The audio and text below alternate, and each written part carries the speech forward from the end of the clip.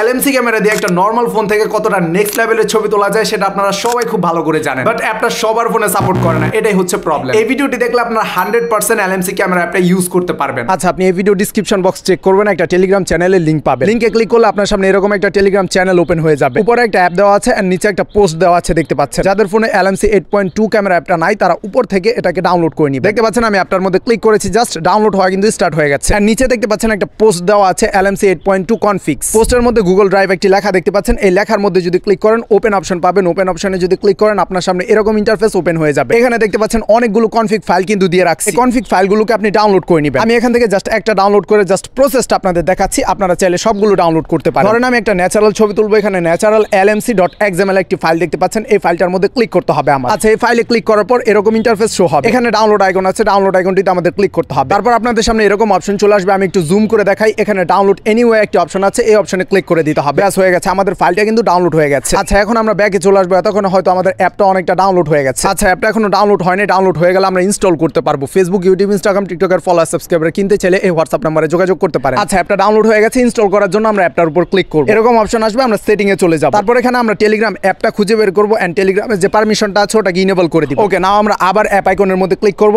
এইবার আমরা কিন্তু ইনস্টল অপশন পেয়ে যাব। ইনস্টল অপশনে ক্লিক করে আমাদের ফোনে অ্যাপটাকে ইনস্টল করে নিব। আচ্ছা, অ্যাপটা কিন্তু ইনস্টল হয়ে গেছে। চলুন এটাকে ওপেন করা যাক। আচ্ছা, অ্যাপটাকে ওপেন করে আমরা আগে একটা ছবি তুলবো ফোল্ডার ক্রিয়েট করার জন্য আমাদের ফাইল। ওকে, একটা ছবি তুলে নিয়েছি, আমাদের ফোনে একটা ফোল্ডার ক্রিয়েট হয়ে গেছে। আমরা চলে যাব আমাদের ফোন স্টোরেজে অর্থাৎ ফাইলে চলে যাব। তারপর এখানে ডাউনলোডস যে অপশনটা আছে ওই অপশনে চলে যাব। এখানে আপনি যতগুলো কনফিগ ফাইল ড্রাইভ থেকে ডাউনলোড করবেন সবগুলো দেখতে পাবেন। আপনি চাইলে এখান থেকে সবগুলোকে একসাথে অ্যাড করতে পারেন। আমি জাস্ট এখান থেকে একটা অ্যাড করে আপনাদেরকে দেখাবো। এখানে এক একটা কনফিগ ফাইল এক এক ছবির জন্য প্রযোজ্য। আপনি পোর্ট্রেট ছবি তুলতে গেলে একটা কনফিগ ফাইল ইউজ করবেন, আবার ন্যাচারাল ছবি তুলতে গেলে অন্য কনফিগ ফাইল ইউজ করবেন। আপনি ধরেন একটা মানুষের ছবি তুলবেন, ওই জায়গায় যদি আপনি একটা ন্যাচারাল কনফিগ ফাইল ইউজ করেন দেখতে পারবেন যে মানুষের চেহারাটা অনেকটা জ্বলে গেছে। তখন এসে আবার ভিডিওর কমেন্ট বক্সে আমাকেই গালাগালি করবেন যে আপনি কি কনফিগ ফাইল দিয়েছেন। তার জন্য বলে দেওয়া ভালো, এখানে অনেকগুলো কনফিগ ফাইলই রয়েছে। আপনি একটা একটা করে ট্রাই করে দেখবেন কোনটা কোন ছবির জন্য প্রযোজ্য এন্ড আপনার যেটা ভালো লাগবে আপনি সেটা সেই টাইপের ছবি তোলার জন্য ইউজ করবেন। ধরেন আমি একটা গাছপালা বা ওয়েদারের ছবি তুলে এক্সাম্পল হিসেবে আপনাদের দেখাতে চাচ্ছি। তো এখান থেকে ন্যাচারাল lmc.xml যে কনফিগ ফাইলটা রয়েছে আমি ওটার মধ্যে লং প্রেস করব। তারপর উপরে ডান কোনায় 3 ডট অপশনটা রয়েছে, এই 3 ডট অপশনে আমরা ক্লিক করব। এখানে মুভ টু একটা অপশন আছে, এই অপশনে ক্লিক করতে হবে। আপনি যদি এখানে সবগুলো কনফিগ ফাইল একসাথে আপনার এলএমসি ক্যামেরার মধ্যে ইম্পোর্ট করতে চান তাহলে গুগল ড্রাইভের মধ্যে যতগুলো কনফিগ ফাইল দেওয়া আছে সবগুলো একটা একটা করে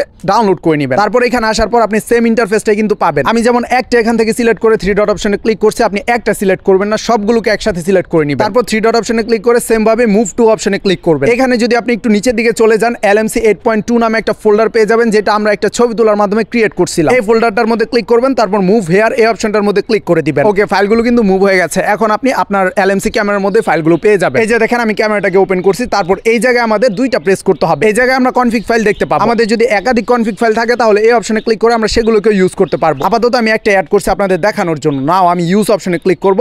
দেন আমি যদি এখন ছবি তুলি, এই যে দেখতে পাচ্ছেন ছবিটা অটোমেটিক কিন্তু টোনটা চেঞ্জ হয়ে গেছে। এই যে কনফিগ ফাইল ছাড়া আমরা এই ছবিটা তুলেছিলাম, এইটা এন্ড ওইটার মাঝে কতটুকু ডিফারেন্স আছে সেটা আপনারা দেখতে পাচ্ছেন।